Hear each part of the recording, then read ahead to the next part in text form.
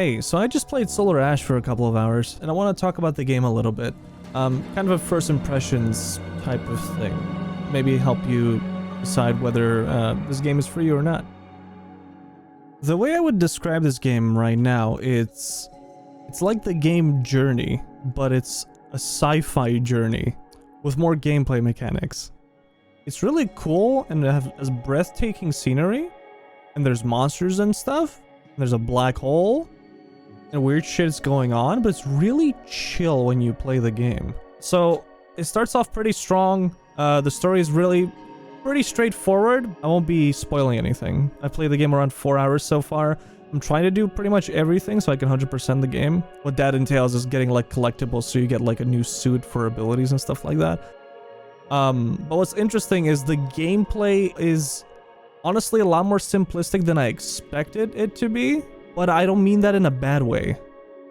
Your character can pretty much float, kind of roller skate around at insane speeds, which is pretty awesome. You can also dash, and that's basically your main mechanics, really. So yeah, you pretty much skate around, dash, jump, and try to attack specific points. It's almost like there's like a holographic targeting system in this futuristic world on our main character's suit that show the enemy's weak points, I guess. And so when you fight these bosses, it will show where they are. And these fights, again, is not what I expected it to be. It's a lot more like almost a race. Every single time you fight these bosses or fight really anything of the so-called anomalies in this game, it's almost like a speed run. So you have to attack these points, and if you don't, well, you have to just start all over again, which is kind of interesting. I haven't seen that done with bosses before, but I would have liked to see more complexity with this. I think they're really cool set pieces.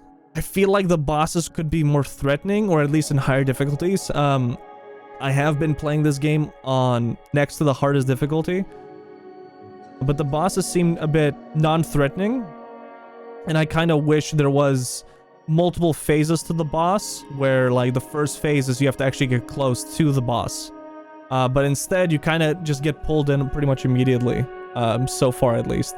You can just pull yourself up to the boss and you start fighting him just like that, which, you know, simplifies the game by a lot, I would say. But yeah, as soon as I killed the first boss, I pretty much, I guess, knew what I was getting into. I feel like, you know, it set my expectations to the correct amount. Because, you know, whether you like it or not, a lot of gamers are gonna compare this game to Shadow of the Colossus or anything similar to that. Solar Ash gives me a completely different type of gameplay that separates itself from those games.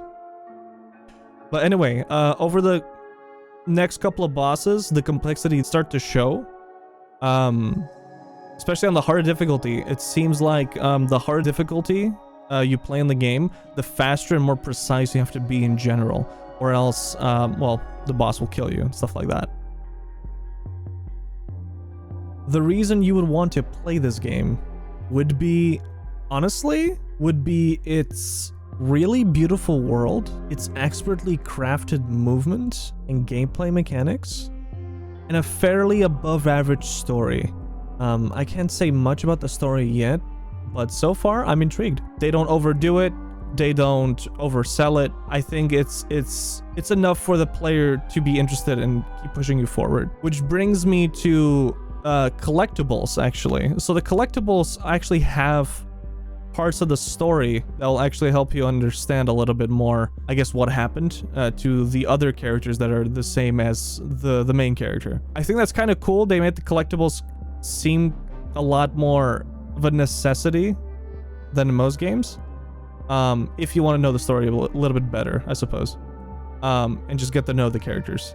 And they're honestly not that hard to find. Each section where you find the bosses will have usually 5 collectibles. Not only do they unlock more pieces of the character's story, you'll also get new suits, which I mentioned earlier, and they'll give you like slight buffs to certain things of your character. So far I unlocked a couple. One that reduces the cooldown of an ability, and another one I believe gives me more money. so I can upgrade my armor and have another health bar. Yeah, we'll see what the other ones will be.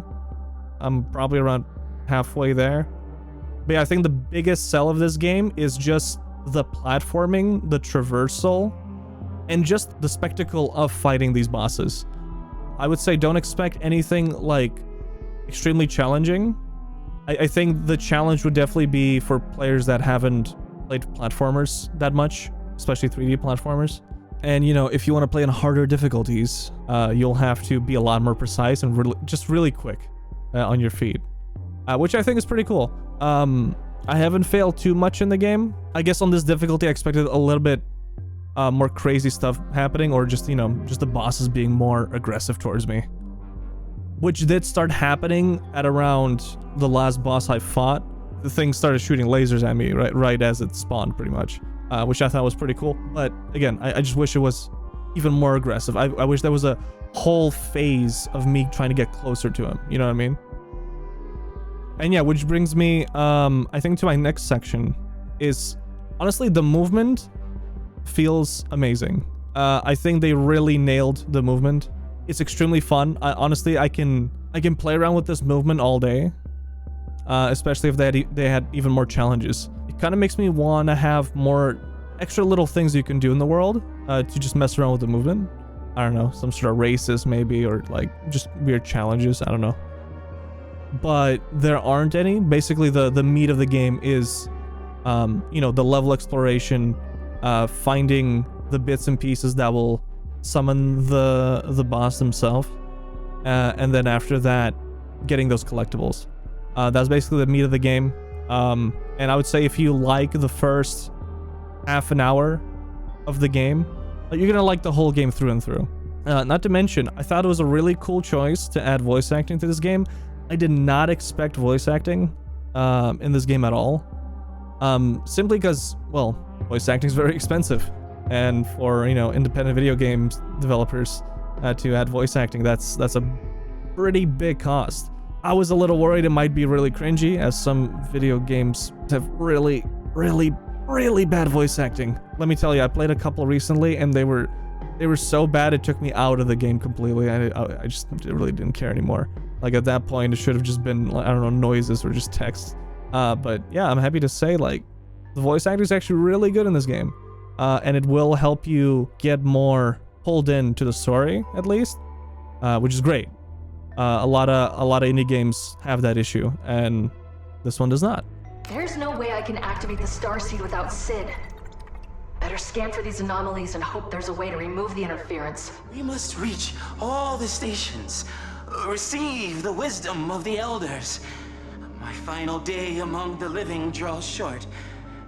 My final day as myself. The game so far has been completely quality over quantity, which is something I value a lot. There's quite a few games that are like that, you know, games like Journey, Abzu, you name it, right? I think this is another one of those games which is, they just want to give you an awesome experience.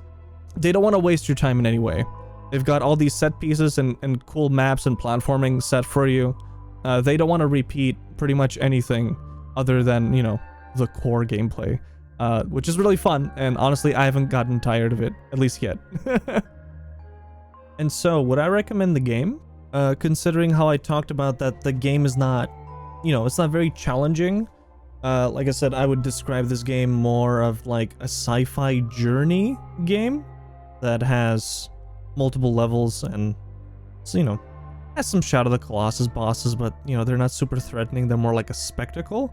I'd say yeah, definitely. I would recommend the game if you would like to just chill out, skate along, see the beautiful scenery, see, you know, the spectacle of the bosses, and yeah, just enjoy the story, man. But yeah, those are my thoughts. Let's see if this feeling lasts when I finish the game. Thanks for listening, and I'll see you around.